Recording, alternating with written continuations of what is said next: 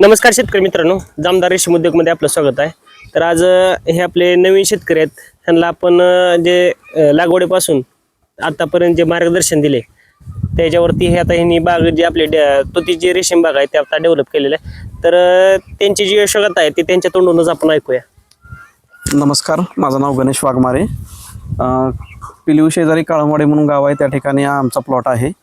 सरांच्या मार्गदर्शनाखाली हा पूर्णपणे म्हणजे अगदी काडी उपलब्ध करण्यापासून लागवड कशा पद्धतीने करायची आहे, लागवडीचं डायरेक्शन काय असलं पाहिजे, ह्या सर्व गोष्टींचं मार्गदर्शन सरांकडून आम्ही घेतलंय।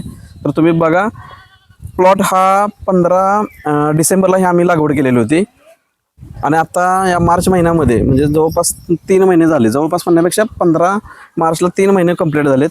3 महिने कंप्लीट झालेले तुम्ही हा प्लॉट बघू शकताय। ह्याच्यामध्ये वेळोवेळी मार्गदर्शन हे सरांचं लागलेलं आहे। म्हणजे खत कोणते द्यायची, कशा पद्धतीने द्यायची, ड्रिपद्वारे द्यायची का रांगोळी काढायची, या सर्व गोष्टी अगदी सखोलपणाने सरांनी माहिती दिली।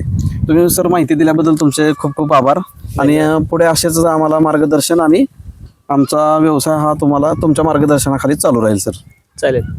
आणि शेतकरी मित्रांनो, तरी आपल्याला जी ह्या झाडांची ग्रोथ पाहिजे हे 3 महिन्यामध्ये साधारणतः आपलं 4 ते 5 फुटापर्यंत आपण आतापर्यंत जे शेतकऱ्याला मार्गदर्शन दिलं ते 4 ते 5 फुटापर्यंत जे झाडाची ग्रोथ आहे आपण करतो।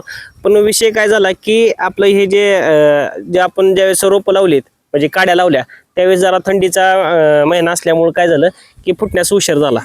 यामुळे जर आता हे 2.5 ते 3 फुटापर्यंत आता तुम्ही झाडाची ग्रोथ बघू शकता आणि पालाही बघू शकता किती छान आहे।